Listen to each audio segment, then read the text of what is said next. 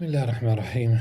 Alhamdulillah, wassalatu wassalamu ala Rasulullah. We continue reading from Imam Al-Ghazali's Jawahir al-Quran wa Durur, the Juz Quran and spells. In this session, inshallah, we'll read Surah Abasa, and this will be the one of four surahs that we will read, from which Imam Al-Ghazali did not choose anything, did not mention. So Abasa and Takwir and Fitar and Mutaffifin. So we read, inshallah, the surah begins with the mentioning the case of a blind person. We'll explain who was it and the context for that. And indeed, it does remind us of the rights of physically challenged, blind or otherwise, in Islam, and that there is, in this case, there is revelation, and how the Prophet ﷺ reacted, especially later on, and who was this person in the history of Islam. Abasa, the frowned, is the person, masculine, who frowned. Abasa, if it were a female, it's Abasat. أعوذ بالله السميع من الشيطان الرجيم. بسم الله الرحمن الرحيم.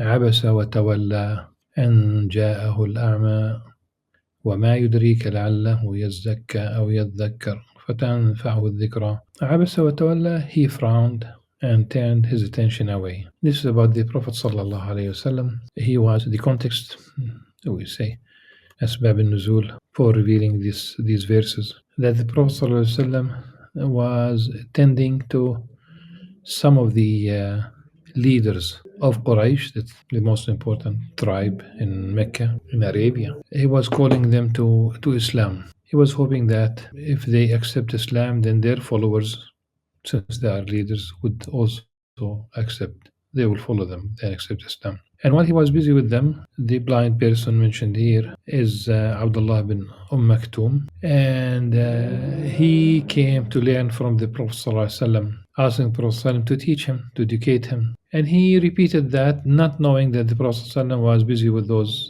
polytheists, with those pagans. They are leaders, but they are pagans.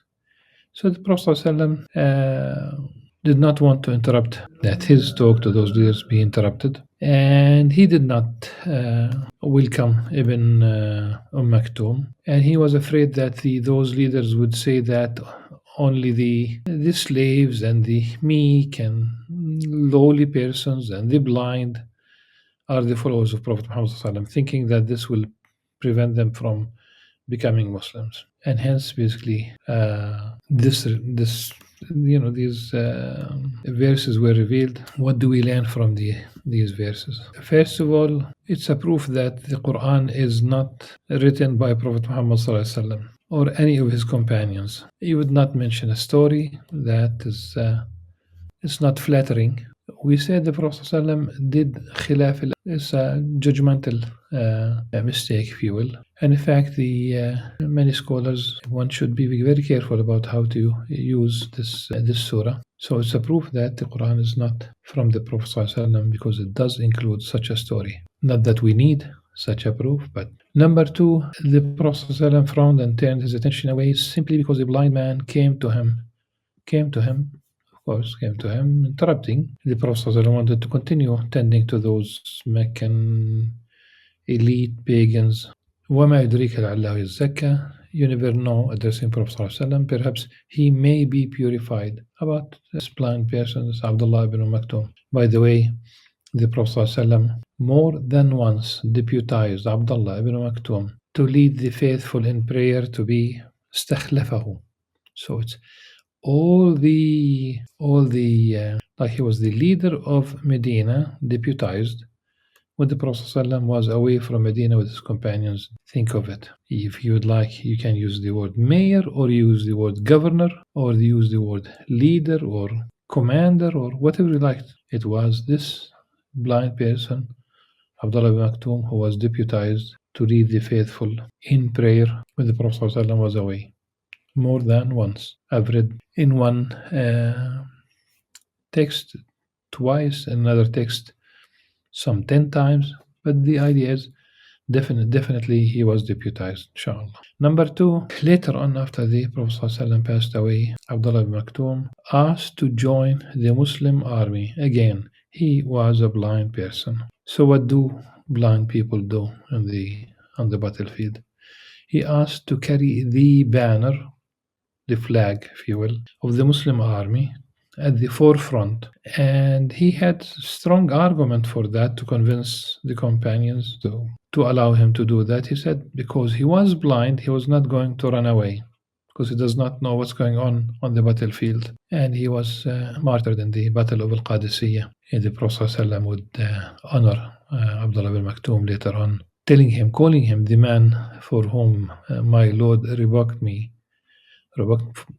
because of him. So he appointed him as a political deputy, if you will, over Medina. So perhaps he may be purified. أو يذكر فتنفعه الذكرى.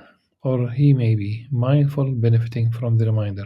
As for the one who was indifferent, أما من استغنى, as for the one who was indifferent, like those pagan leaders, فأنت له تصدى, you gave him your undivided attention. وما عليك ألا يزكى, even though you are not to blame if you would not be purified. وأما من جاءك يسعى, but as for the one who came to you eager to learn, meaning Abdullah bin Maktoum, وهو يخشى, being in awe of Allah subhanahu wa ta'ala, being God conscientious, God fearing, فأنت عنه تلهى, you were inattentive to him. كلا إنها تذكرة, but no, this revelation is truly a reminder.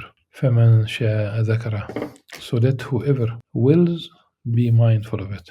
في صحف, it is written on pages held in honor, مرفوعة مطهرة, highly esteemed, purified, بأيدي سفرة, by the hands of angel scribes, كرام بررة, honorable and virtuous. قتل الإنسان ما أكفره, condemned human beings, the disbelieving human beings, the deniers, the rejectors, how ungrateful they are to Allah subhanahu wa ta'ala.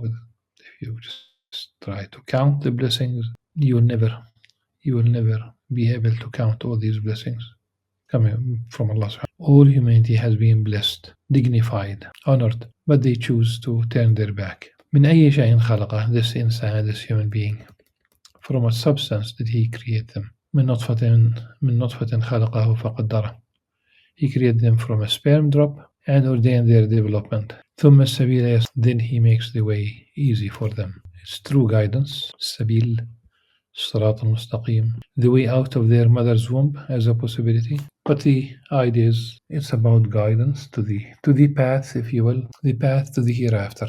ثم أماته فأقبره, then causes them to die and be buried. In Islam, burial is honoring the deceased and also honoring the family of the deceased. The sooner the better. And also this is like helping them close this chapter, if you will, as long as the person is not, the deceased person is not buried. Their sadness, their mourning, is still intense, if you will. They need to heal. Subhanallah. This is why the Prophet ﷺ taught us how to يصنع لآل جعفر طعام, prepare food for the family of Ja'far when he was martyred. And the food is not about the food. First of all, they have now something that would keep them busy. They will not be able to prepare food. It's about, at least some people will be with the family deceased, making it easy for them, taking care of them, supporting them, sharing their pain and sadness. So ثم أماته فأقبره, then causes them to die and be buried. ثم إذا شاء أنشره, then when he wills, Allah subhanahu wa ta'ala, when Allah wills, he will resurrect them. نشور, أنشره. كلا لما يقضي ما أمره, but no, they have failed to comply with what he ordered. فلينظر الإنسان إلى طعامه, let people then consider the food, their food. أنا صببنا الماء صبا, how we pour down rain in abundance. ثم شققنا الأرض شقا, and meticulously split the earth open for plants to sprout from the ground up. فأنبتنا فيها حبا, causing grain to grow in it, with wheat, barley, oats, وعنبا وقضبا, as well as grapes and greens. These greens, qadba, the ones that once you cut them, not uproot them, they will grow again. وزيتونا ونخلا, and olives and palm trees. وحدائق غلبا and dense orchards وفاكهة وأبا and fruit and fodder. Whatever the animals eat when they graze in the pastures. متاعا لكم ولأنعامكم. All as means of sustenance for you and your animals. So sustenance that you enjoy. فإذا جاءت الصاخة, then when the deafening blast comes to pass. This is now the second blast which will cause the dead to come to life for judgment. On that day, every person will flee from their own siblings. Literally, a man would run away from his own brother. يوم يفر المرء من أخيه, or any brother. But here it's the sibling, and it's not about the.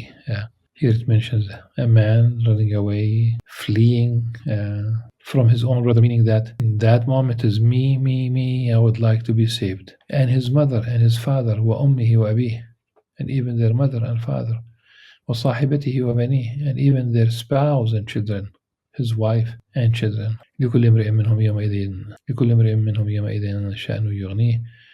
For then everyone will have enough concern of their own. What will be made of them? Are they going to be sent to paradise or to hellfire? وجوه يومئذ مسفرة. On that day some faces will be bright. ضاحكة مستبشرة, laughing and rejoicing. وجوه يومئذ عليها غبرة. While other faces will be dusty. ترهقها قترة, cast in gloom. أولئك هم الكفرة الفجرة. Those are the disbelievers, the wicked sinners. Inshallah, the next session we will deal with Surah At-Takwir. Until then, سبحانك اللهم وبحمدك أشهد أن لا إله إلا أنت أستغفرك وأتوب إليك. السلام عليكم ورحمة الله وبركاته.